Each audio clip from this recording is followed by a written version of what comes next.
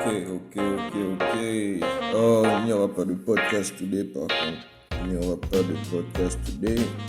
Mais vu que je me suis mis un challenge personnel de publier 100 vidéos avant la fin de l'année, je suppose que je peux attaquer un problème pour lequel on m'embête énormément. C'est peut-être le commentaire qu'on reçoit le plus en inbox. Donc je vais faire ça. La vidéo sur les conseils pour ceux qui veulent venir étudier aux États-Unis. Bon, je suppose le même conseil s'applique à tous ceux qui veulent l'étudier dans n'importe quel pays du monde plutôt. Donc bon, je vais essayer de faire de mon mieux. Il y a une vidéo dans laquelle on parlait d'un document que j'avais save dans mes files il y a longtemps qui pouvait aider avec le problème. Donc bon, Sarino, voici. Tu pourras arrêter de me gazer par rapport à ça. Le document, c'est un guide sur comment étudier à l'étranger pour un étudiant américain. Et c'est écrit par Stacy Nevadomski-Berdan, Dr. Alan Goodman et Sir Cyril Taylor. C'est publié par AIFS Foundation. IIE, c'est Institute International for Education or something like that. Anyway, mais avant de commencer, je veux d'abord parler de comment on appelle ça. Je veux parler d'année sabbatique.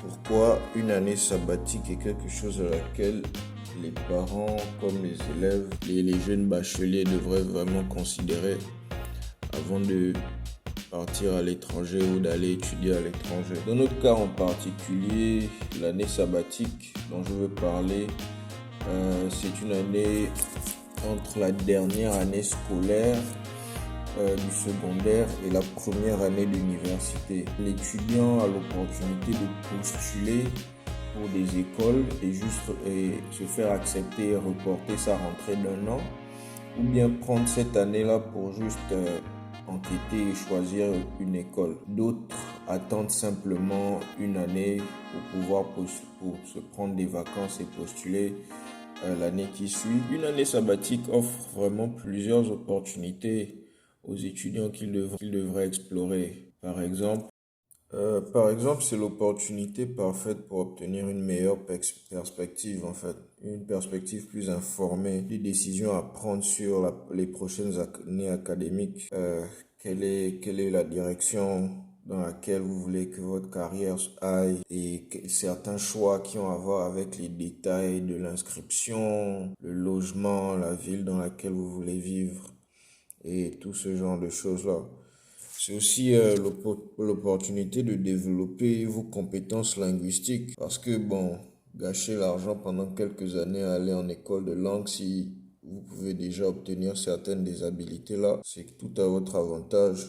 Il faut aussi se donner la chance de développer sa maturité et son esprit d'indépendance. Jusqu'à présent, la majorité des jeunes bacheliers ont vécu avec leurs parents. Ils n'ont jamais payé de facture tout seuls, ils n'ont jamais eu à s'occuper de certains problèmes. Donc une année, c'est déjà ça pour commencer à essayer de voir quelles sont les capacités à développer. Il faut aussi, que ce soit dans le bénévolat ou juste en interne, payer ou pas payer, c'est quelque chose à mettre sur son CV. Parce qu'une fois arrivé à l'université, la question d'avoir des stages va s'imposer. Il faut avoir quelque chose sur son CV dont on peut parler et c'est déjà un bon début. Cette année sabbatique, c'est une bonne opportunité pour acquérir quelque chose de la sorte. Il faut aussi poursuivre des intérêts qui peuvent vous aider à clarifier quelle est vraiment la carrière que vous voulez atteindre. Quasiment tout le monde arrive à l'université, saute dans ce qui est offert et se rend compte juste plus tard que j'aurais préféré faire ceci ou cela. C'est le moment parfait d'essayer de tâtonner, toucher à ci, toucher à ça, poser des questions par ici et par là et voir quelle carrière vraiment vous intéresse et quels sont vos critères. Il y a aussi l'opportunité de passer du temps à l'étranger juste pour s'acclimater. Supposons je vais aller étudier au Sénégal. Que ce soit pour 1 an ou pour 6 mois, arriver au Sénégal en avance, connaître le style de vie, les conditions de vie, trouver un endroit où vivre, On sait que tu peux tomber dans une ville et juste l'obtention d'un appart, ça peut prendre des semaines et des mois. En tombant en avance, ça te permet au moins d'établir ta routine et ton quotidien le temps que l'école ne commence. C'est quelque chose d'important à considérer. En résumé, les années sabbatiques sont de toutes formes et de toutes tailles. Participer à un programme d'orientation, faire du bénévolat auprès d'une organisation particulière, faire des stages pour avoir une idée du cheminement de carrière, faire un apprentissage, apprendre un métier, n'importe lequel, demander aux coiffeuses à quel point elles sont heureuses d'être des coiffeuses, devenir des coiffeurs, je sais pas, maîtriser la guitare pendant un an, n'importe quel talent ou n'importe quelle profession qui vous intéresse, même si c'est aller aider quelqu'un au marché ou bien, apprendre un programme informatique comme Excel, Word, tout ça, ça aide. Et aussi l'option de faire du tourisme pendant un an, question d'obtenir une perspective un peu plus globale des choses, ça aide.